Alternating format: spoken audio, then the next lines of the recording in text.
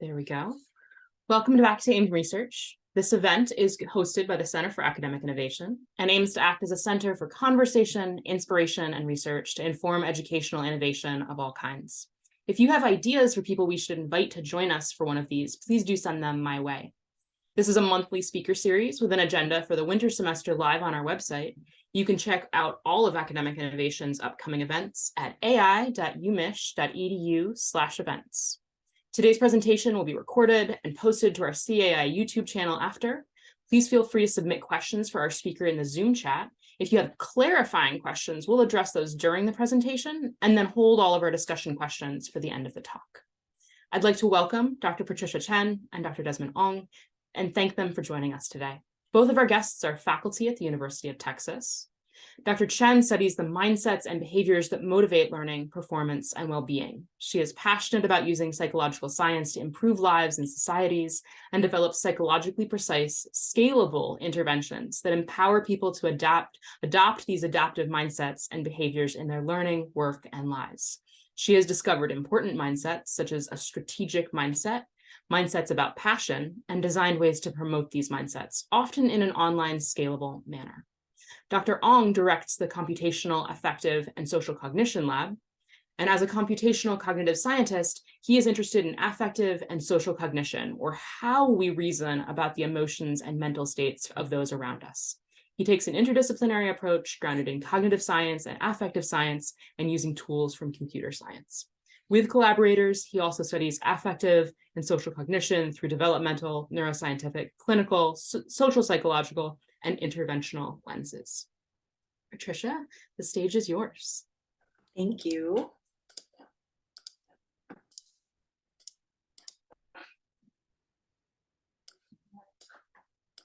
All right, if you're able to see my screen, give me a thumbs up. Perfect. I see your screen and it looks great.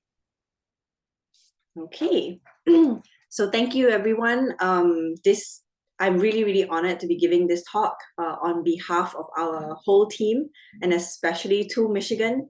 You know, it's been lovely to be able to continue collaborating with people here in a place that has been home to me for 8 defining years of my life.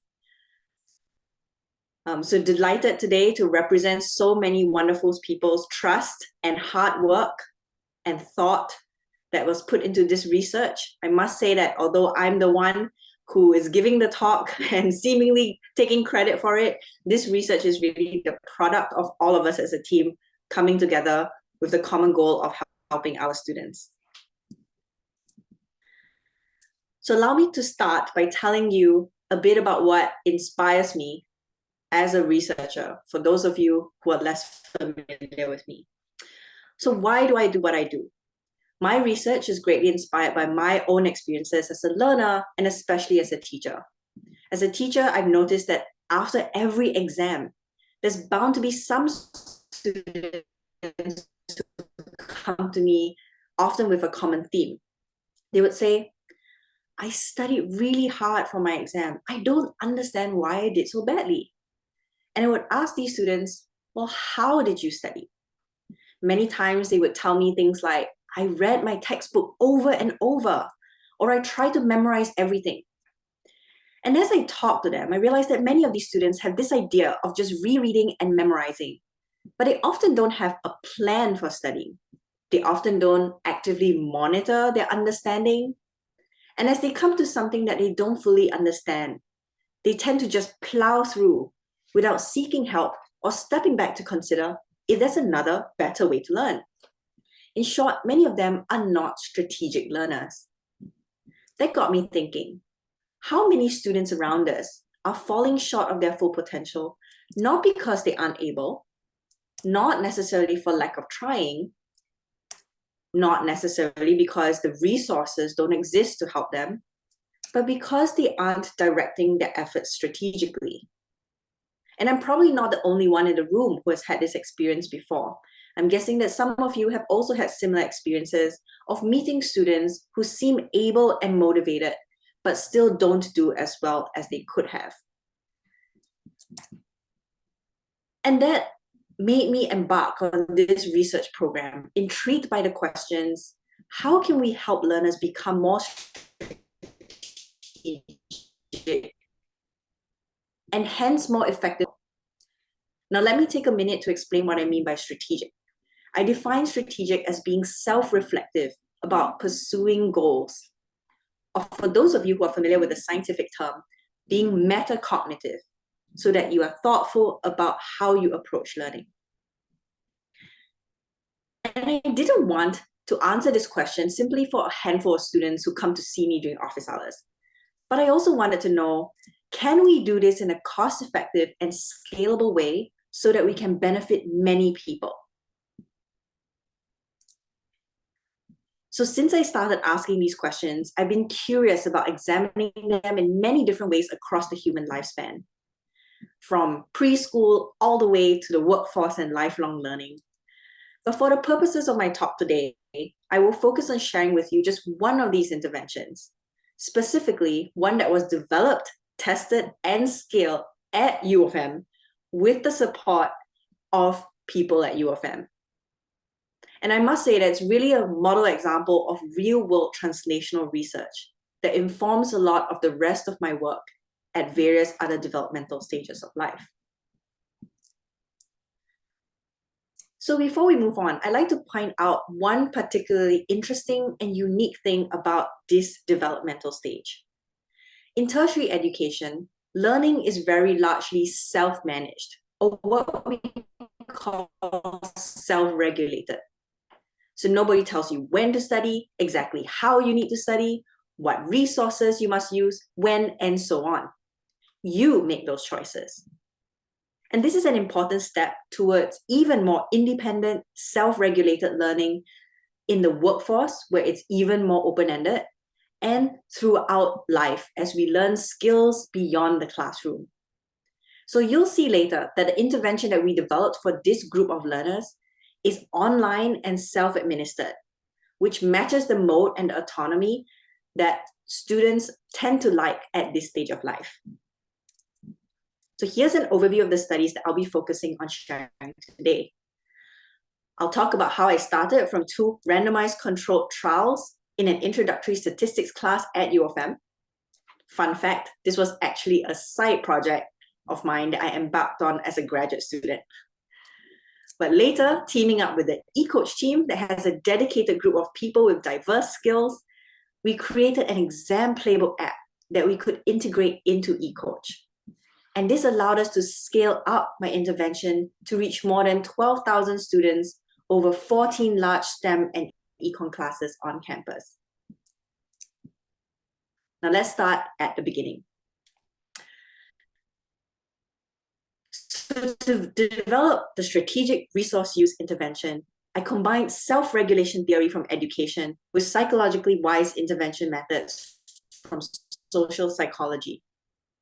This strategic resource use intervention guides learners to strategically plan their use of resources for learning by prompting them to ask and to answer for themselves strategic questions about their resource use as they study for their upcoming exams.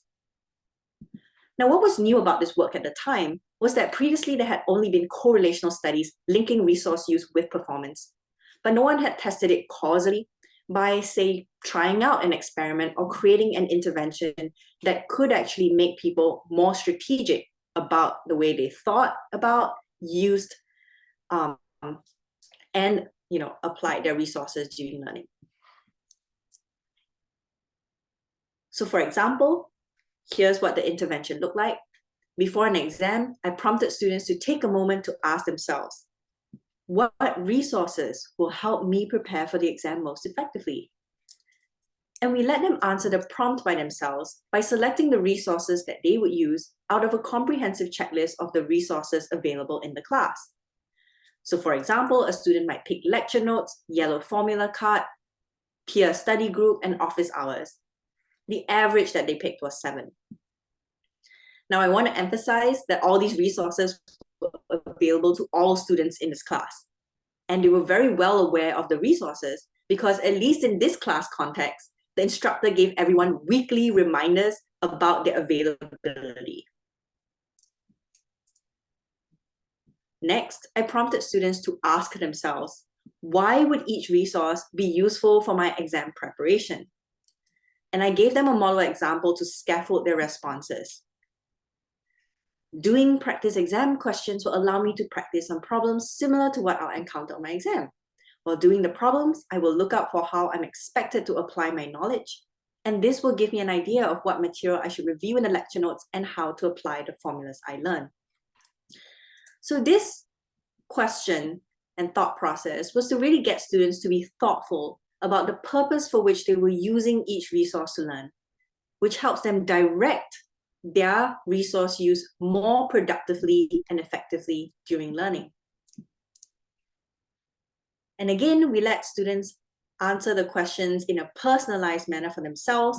Here's an example of a student's response. Lecture notes, past homework problems, and practice exam questions. These resources I've chosen will be helpful for me because I can see the steps necessary for completing a problem, and I can practice doing the problems with a guide, my lecture notes, and I'll follow the steps on those until I can do them without using my lecture notes. Discussions and private tutoring will help me to verbally talk through my problems so that I can make sure I know what I'm talking about when I do the problems on my own. Now, isn't that strategic? So after they had asked themselves these strategic questions and had their strategies in mind, we then wanted to increase the likelihood that they would actually follow through on these good intentions. So inspired by the planning literature, we asked them to plan out how they would use their resources for the purposes they described. And we provided them again with a model example of how to make such concrete plans.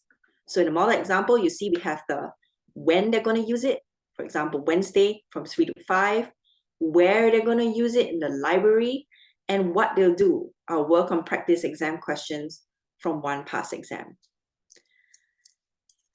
And here's an example of a student's plan, which, as you can see, also has these elements of when they're going to study, like Sunday or Monday or Tuesday, where, at home or in the library, and how they are going to use the resources, such as re-listening to lectures they had trouble with and looking over lecture notes, or finishing their homework and doing problem roulette.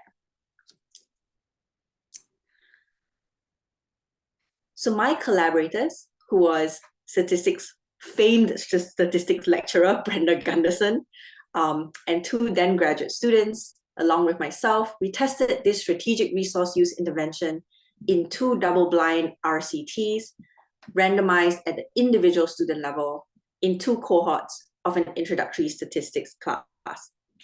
Students who participated were randomly assigned to either our intervention, treatment, or experimental group, which you've just seen, or a control condition. In the control condition, it was business as usual. Students were only reminded to start preparing for the upcoming exam, and then they went on to just take surveys. There were 2 exams in the class, and we administered the intervention or control about a week before each exam. And we collected post-exam surveys to assess our key process measures after. At the end of the course, with students' consent, we obtained the exam and final course grades. So what did we find? Our 15 minutes online strategic resource use intervention yielded powerful results. In each of the randomized controlled trials, as you see here, students randomly assigned to the treatment condition in orange performed better on each of their exams compared to controls in the blue. And they even performed, on average, 1/3 of a letter grade higher in the class overall relative to controls. In practical terms, this means that students who might otherwise have gotten a B received a B+ if they were randomly assigned to treatment, or students who might have gotten a B+ were attaining an A- on average. In secondary additional analyses, we also found that our intervention significantly reduced students' pre-exam negative affect and increased their perceived control over their exam performance. And at least in this class, the intervention effects were not significantly moderated by gender, race, class, or prior performance. But note that with just a sample size of 361 here, heterogeneity might be difficult to detect. So that was something that we were interested in and which we were able to examine in later studies that I'll share about in a few minutes. So now we had a tried and tested intervention in 2 gold standard RCTs, and we had promising results. So in a sense, we had one good answer to the first research question. And because of the brief, online, and self-administered nature of this intervention, we also had a preliminary answer to the second research question about cost effectiveness and scalability. But we didn't quite have a real test of its actual translational effectiveness if we actually scaled it up to many different classes and gave it to students to self-administer. So we didn't stop here. Instead, we asked, what happens when, instead of imposing the intervention on students, we let them decide whether or not to use it, when and how to use it? Can we scale up and freely distribute this intervention to students to use themselves while retaining its benefits? Now, again, I want to emphasize that this is an important quality about the intervention, especially among college students and adult learners who have the autonomy and the self-regulatory choice about their learning. So our next study grappled with questions like, how do we scale up this intervention from one class to many different classes? How do we tailor it to different students in different classes? Can we retain the psychological ingredients that make it work and track its effectiveness while doing so? Can we study how well it generalizes to different class contexts and students? And can we start to look at possible heterogeneity of uptake and benefits of the intervention?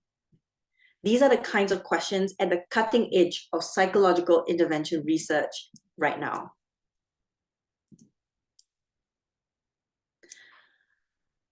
So some of you here may already be familiar with the bench to bedside medicine model, like in the example of COVID, where it starts with R&D, often in the lab, and then progresses to lab and field-based experiments, and finally the vaccines are released into the public to see who naturally takes them up, how much they are willing to adopt them, right? 1 or 2 doses and so on, and really how effective is it? So in our science, a lot of the times there tends to be this dichotomy between basic research versus applied research. There are lots of contention, especially in fields like mine, like in psychology and education. So in psychology, and especially in my area of social psychology, but also in cognitive psychology of learning, it's been quite rare to see one single team actually go the whole process from bench to bedside, or what we like to call from lab to desk. And especially for social psychological interventions like mine, which are brief and targeted, a lot of the research has often stopped in the middle, this second stage, at lab and field RCTs, which we call efficacy trials. But little work has actually followed an intervention when it's released into the wild for people to just use on their own, or the effectiveness studies. And partly because it's very difficult to do. So that's where we wanted to make a scientific and a practically useful contribution, and that's where we turned next. We took our efficacious intervention, and with the awesome eCoach team, we turned it into an exam playbook app, which we could then offer as a free resource to students on eCoach that's used in different courses and departments across U of M. So this is how we managed to scale it. And I want to just take a minute here to show you examples of some of the exam playbook content for those of you who are not familiar, to highlight the excellent work that Holly and her design team did over years to give it a much more elegant and user-friendly interface. So here's the page where students think about and choose which resources would help them prepare for their upcoming exam. And this gets them to strategize which resources to use for developing their mastery. Here's the page where students explain why each resource chosen would help them prepare for their exam well. And again, it was to articulate explicitly the purpose for why each resource would be useful for learning. And here's the page where they planned out when, where, and how to use the resources they had chosen to increase commitment and follow through. And as I mentioned, we integrated the exam playbook into eCoach. I won't go into how eCoach works since everyone here is probably familiar with it, and we have experts like Ben who are in a way better position to explain its mechanics to you. But what I do want to highlight is the role that it played. And eCoach really enabled us to tailor the intervention for a variety of classes and to distribute it at massive scale to thousands of students across different departments. These are things that we don't want to and we can't do manually at such scale on our own. And this is a very unique superpower of eCoach. So this powerful combination of psychological intervention design with educational technology was what allowed us to do groundbreaking science and to create impact at scale. Okay, now that we know how the pieces came together at the big picture level, let's dive into the research questions and findings. Combining the playbook with eCoach allowed us to ask the big question, which is a holy grail, so to speak, of intervention research. If we scale and release this intervention into the wild for students to self-administer, is it still effective? Our team rolled out the exam playbook to 12,065 undergraduate students enrolled in 14 large STEM and econ courses across 2 semesters, including classes like statistics, biology, chemistry, physics, programming, and econ. This allowed us to track the use and the effectiveness of the exam playbook.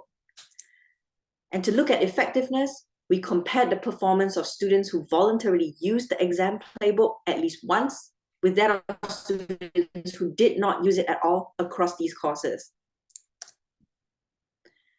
And we've found incredibly exciting results, which were published last year in Nature Science of Learning. You see here on the y-axis, the 7 different courses that we examined across 2 semesters, the fall and winter. So that's 14 courses in total. For performance of students who used the exam playbook at least once with students who did not use it at all. The x-axis represents the difference in average exam scores between users and non-users. So you see there, anything above 0 shows that exam playbook users did better than non-users, okay, as indicated by the red arrow. So overall, a weighted meta-analysis across the 14 classes showed that self-administering the playbook had an average effect size of 2.17 percentage points. And I want to put this effect size into context. This is considered substantial for a free and highly scalable and self-administered intervention. Typically, a Cohen's d of 0.2 is considered a practically large difference in field research that examine factors that predict educational outcomes, and especially so for low-cost and scalable interventions. So these results were robust even when we controlled for prior academic achievement, namely college entrance exam scores, and when we analyzed this at the exam level, not just at the class level. So this finding, before I move on, means that the use and benefits of the exam playbook seem to generalize beyond the statistics class that it was originally designed for, which we show here. In intro statistics, which we previously ran the RCTs in, we found an even larger effect size of about 5 to 7 percentage points between playbook users and non-users.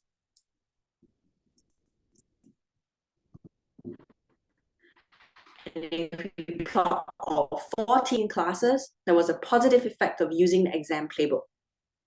But we also observe considerable heterogeneity in the effects across classes, as well as across student demographics. And this is something that we expect when we deploy these interventions in the real world. But in the interest of time, let me summarize these for you. And if you're interested, please feel free to read our paper. At the class level, the effect size seems to track the conduciveness of class climates towards exam playbook use. And this is reflected by greater peer norms around using the exam playbook, as indicated by the percentage of users in the class, and also whether teachers actively encouraged it by providing credit incentives to use it. Now, of course, in our analyses, these extra credit incentives do not contribute to the average exam scores, which are our outcomes, right? So they don't affect our estimations of effect size. So overall, in class climates that were more supportive of such psychology, we found that users benefited more. These results are consistent with contemporary theorizing about heterogeneity in psychological intervention effects. That change requires planting good seeds in fertile soil, or in other words, adaptive psychology requires the supportive context and appropriate affordances for those psychology to take root. Now let's look at heterogeneity at the student level, where we examine both the natural uptake as well as the benefits of the exam playbook. And we looked at that by race or ethnicity, gender, and first generation status. We observed that minority students, in particular Black and Hispanic students, were less likely to use the exam playbook compared to their white and Asian counterparts. But among the minority students who did use the playbook, they benefited just as much as everyone else. Now, why might this be? We're still thinking about it, but one possible explanation is that Black and Hispanic students may experience more identity threat in some of these STEM classes, which can undermine their motivation to engage in the classes and with the resources provided for their learning. So this suggests an avenue for future work to investigate how we can better motivate exam playbook use, especially among minority students. One way could be to pair threat-reducing interventions, like the values affirmation or belonging interventions, with the exam playbook to hopefully pave the way for greater use and benefits.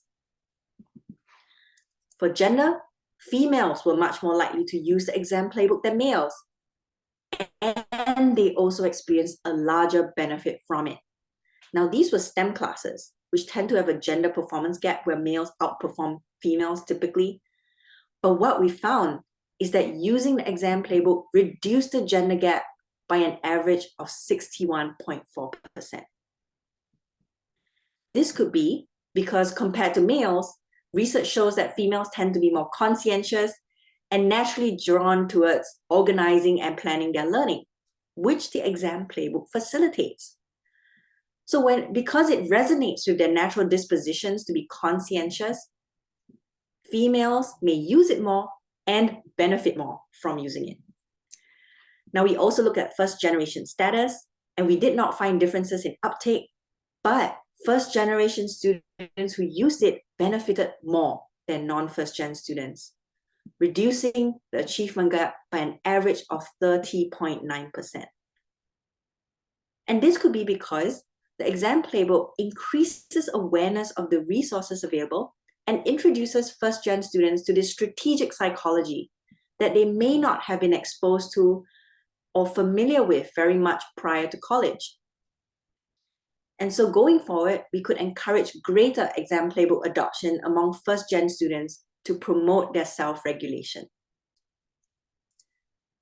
So all in all, not only did our interventions still work when released at scale, but it also had tangible impact on reducing some important academic disparities. And these are very promising results that we want to continue to understand and to follow up on. So to summarize, here are some quick takeaways from what we currently know.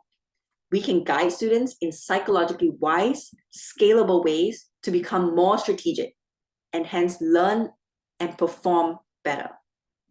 When voluntarily self-administering the exam playbook, students tend to benefit on average. But these psychological interventions, like seeds, also need fertile soil to take root and thrive. So class contexts in which peer norms and teachers encourage strategic resource use seem to better support this psychological process. And there's also considerable heterogeneity that we observed in the uptake and effects of the intervention, which we need to continue studying to help us better refine and tailor these interventions. So as I come toward the end of my talk, I want to take a step back to the big picture and mention some future directions. What started as an RCT with 361 students, and which we followed up with a translational effectiveness study with 12,000 students, can potentially impact so many more students than that. Coach's website says that it's available to more than 10 times the number of students we started with, over 120,000 students as of this month. So there's so much exciting potential to extend our work and to develop and scale psychological interventions together to benefit many more students. And that's where I want to take this work. So here's the future. We want to keep working with the amazing eCoach team at U of M, and I hope that this will also extend to new courses, departments, and other college campuses who are keen to partner with us. We want to continue studying generalizability and heterogeneity of intervention effects, which is really at the forefront of intervention research now. This will help us refine the interventions further and to improve on its tailoring to the individual student. We could also think about giving feedback to teachers about how they might be better able to improve class norms and structures to better support student self-regulated learning. And a passion of mine is always to develop and test new interventions for learning. So we could also innovate new things, such as my work on a strategic mindset, where we give students and teach students a habit that they use to become self-regulated in their learning and for life. We could also team up with my colleague here at UT, David Yeager, who look at purpose for which they learn. And we could also collaborate with my postdoc advisor, Jeff Cohen at Stanford, to look at how we can give wise, motivating feedback to students. With eCoach, I believe we have the power to test so many of these ideas at scale. And that's really unique about this U of M ecosystem. So I am super excited as a psychological interventionist to have and to continue to have this opportunity to innovate scientifically so that we can supercharge these innovations for learning for many students. And in closing, I'd like to thank my collaborators, the talented, dedicated researchers from the National University of Singapore and from U of M, the Golden Apple instructor, Brenda Gunderson, who first trusted me with this work in her class, and Tim McKay's eCoach team at U of M, whom I really have been delighted and had the privilege of working with. Thank you all so much. Thank you, Patricia. That was wonderful. I would encourage my colleagues to select your favorite emoji to thank Patricia for such a fantastic presentation. And we'll start taking questions.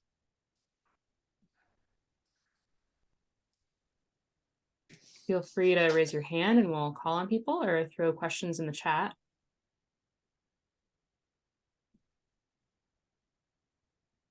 Becky. Hi, thanks so much, Patricia. It was really wonderful to hear your talk. I had a couple of sort of like methods questions to start. One was just in the RCTs, how did you establish, like I know they were randomly selected, but like did you otherwise establish equivalence between the control and treatment groups? Yeah, so we did measure things like their motivation for the class, the kind of grades that they wanted to get for the class, their confidence levels, efficacy levels, and we find that they're comparable pre-randomization. We also looked at their prior academic performance, and we find like no significant differences across the groups. So really, I think those just indicate that the random assignment worked, so to speak. Um, uh, but really, the random assignment is done blind because it's done online by the system itself. Yeah. So generally that, and with the sample sizes we use, that really kind of balances out the different student characteristics.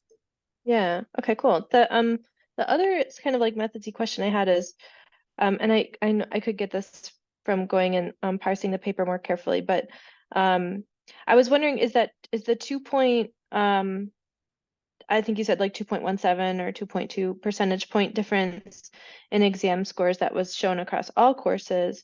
Was that the difference when controlling for the college entrance exam scores, or is that the kind of the uncontrolled difference? Like, I just wanted to have a sense for That's a both good question. That's numbers. the uncontrolled difference, and of course it decreases slightly when we control for prior college entrance exam scores. We also did the analysis taking out the introductory statistics course to look at whether there is still a substantial effect across the other classes. And yes, we find that, of course, it's smaller since a lot of the effect is coming from that intro stats class, which was originally tailored for, but we still find a significant difference between the groups. Yeah. Thank you. These are excellent questions. Annalise. Hi, Patricia. Thanks for this talk. I had another methods question. In RCT, it seems like you're assuming that there's going to be no spillover and no effect of students on other students to estimate the treatment effect. So I was wondering if you had thought about randomization at the course level, or had thoughts about that, how my treatment affects maybe how I approach GSIs, and that affects other students' outcomes as well. I think that's a really, really good question, and potentially a future direction that this work could take. We were initially wondering about possible spillover effects, but having been a student in that course before and having taken some surveys here and there, we found it really unlikely that students after class were so interested in this, online study that hey, let's talk about that survey that we just. Honestly, students are really hands after class. So in a sense, we didn't worry about spillover effects for this, especially this 15-minute intervention. Of course, if we had made it much more elaborate and the difference between treatment and control much starker from their perspectives, I think that's something that we would have to worry about, right? Like in those interventions where you have 3-week-long workshops or something that people really want to talk about and make sense of afterwards. I think, yes, one of a really interesting future direction is to randomize at the class level, or randomize at a higher level where we could minimize such spillover even more. And that's something that some of my work is looking at, where we intervene on teachers who then spread it to their classes and not just the students within the class. Yeah, thank you. Anna? Hello. First of all, thank you for sponsoring this. I think Center for Academic Innovation, and thanks for being here, Patricia, and sharing your research. I am coming at it more from a practitioner, and if we had the answer to this question, we probably would all be rich. But now thinking how we take your research and help our first-gen students and thinking about, rather than randomizing, taking this right to the source of those students who might benefit from it most, and or thinking how we take this back to the inclusive teaching pedagogy discussions that we're having with, you know, whatever DEI discussion. So just kind of that big picture, what do we do next? How can we get involved? I think that's a really great question that I think a lot of us can think about together. And it's also, you know, these are the kinds of questions and directions that I'm really excited to collaborate with educators and practitioners and administrators across the university to answer.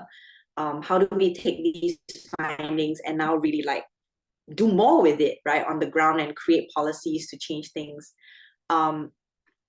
And I used to but I think what these findings seem to suggest, for example, in the case of first-gen students, is that we could benefit them by exposing them more to the kinds of resources that are available. That's one, you know, things that they may not be familiar with as resources. We could reduce the barriers for them to use resources, such as, you know, using interventions like these that are online, that are potentially anonymous, that are motivational in nature, but not somebody, you know, nagging them like, hey, you should do this, you should do that.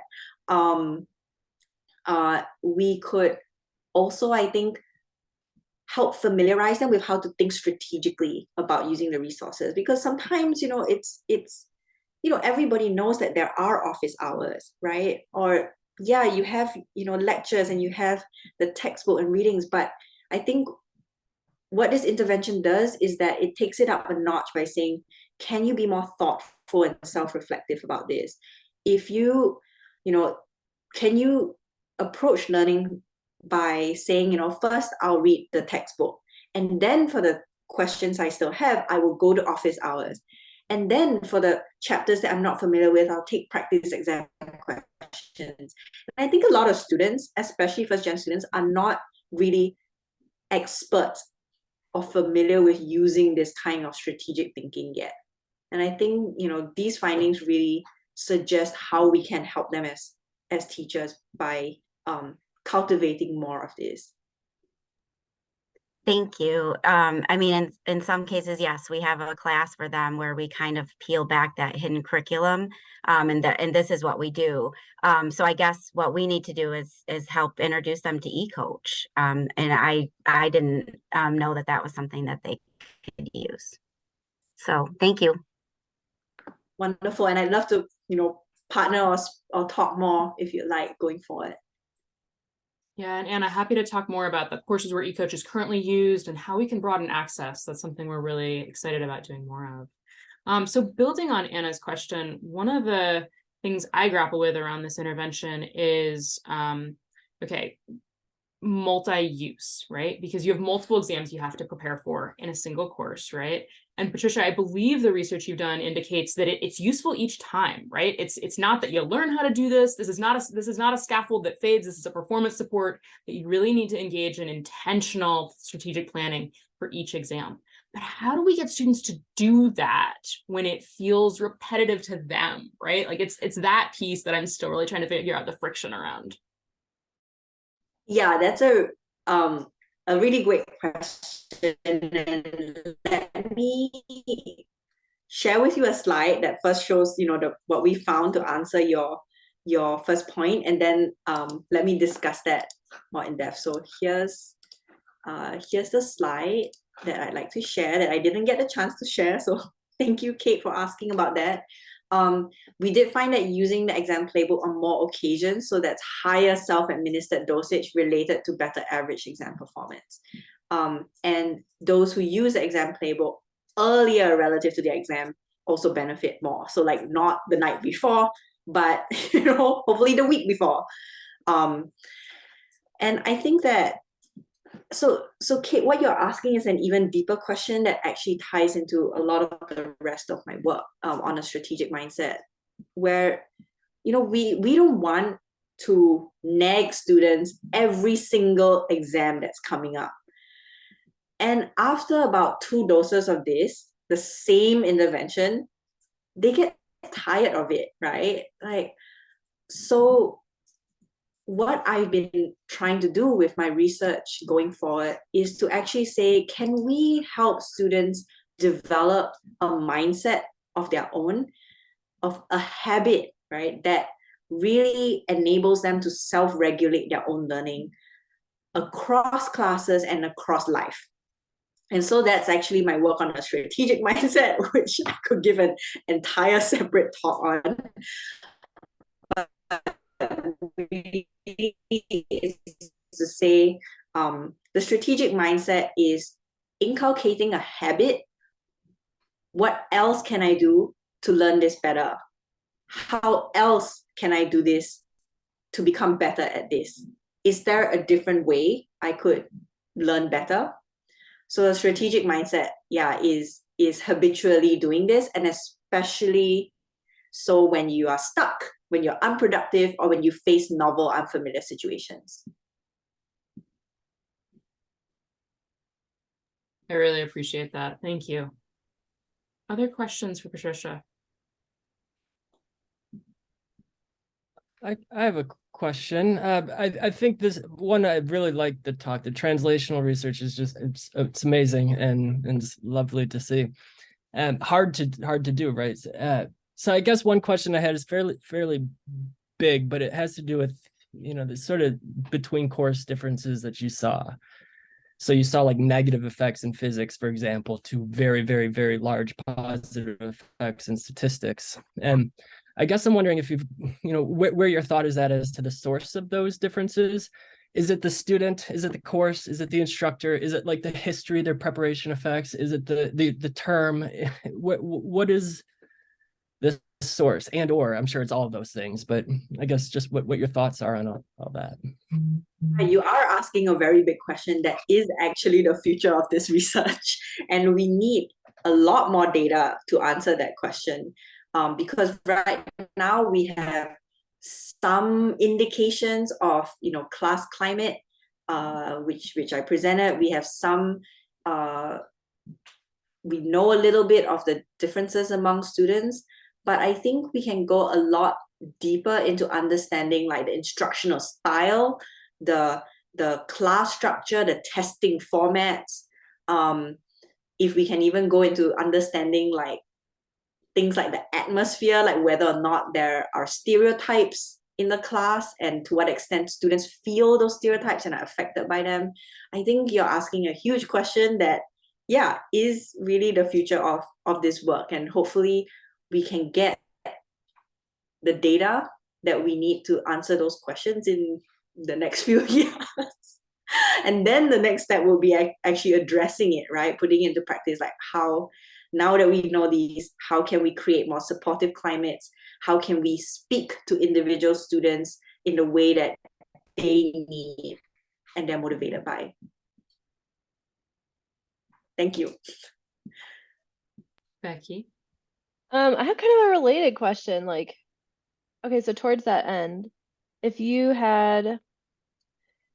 could, you know, wave your magic wand and you had scenario A where eCoach in the exam playbook is expanded to like, you know, triple the number of courses at Michigan, you know, and you've got 5 semesters worth of data, versus scenario B where it's the same set of limited classes, but you have 3 different institutions or 2 more institutions involved.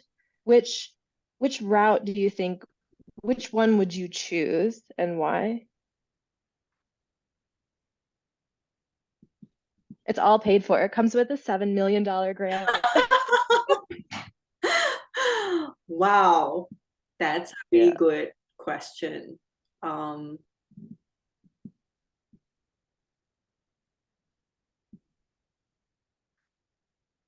I don't have like a thought. I was just curious, like, what in terms of like, you know, developing the intervention, what do you think provides a better sort of, what stretches it more?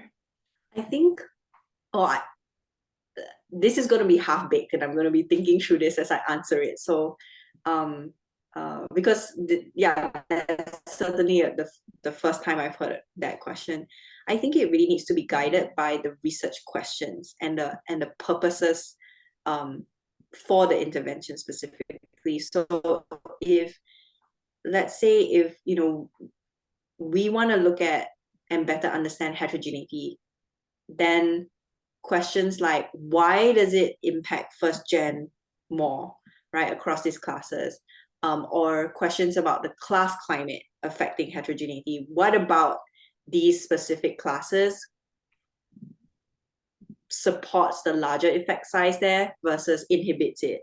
Then I think from there, we would choose the courses that we expand to, or the college campuses that we expand to, that will allow us to directly answer these questions better. Thanks. Okay, so if we think about where you started with identifying some pretty poor study habits, right? And then the current nudge to scaffold people intentionally thinking about what they do. Have you looked at all at what they say they're going to do and how it relates to the outcomes that they experience? Yes, we have. We've coded their open-ended responses, and we've coded a number of things that are characteristics of self-regulated learning, right? Like forethought, planning, like you thinking about how different resources would play together with one another to supplement one another. Such as not just saying I'm going to do practice exam papers, but saying I'm going to do practice exam papers, and if I don't understand how to answer a question, I will go to my GSI to ask for help. So things like that, those predict even larger benefits from the intervention.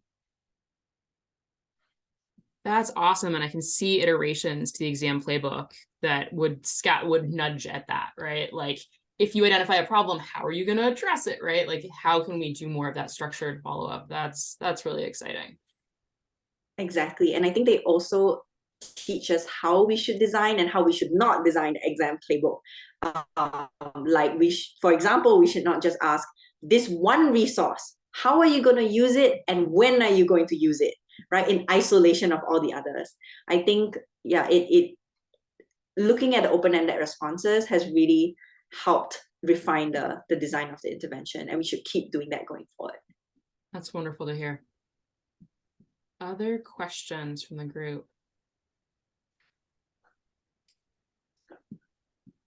Okay, then I'll ask one last one that touches on the hidden curriculum concept. Have you seen evidence of students who really just don't know how to study, that sort of enter the experience and maybe just don't have answers for that? And how could we help them? Yeah, that's a great question. And that's actually, we really thought hard about that when we designed the original intervention.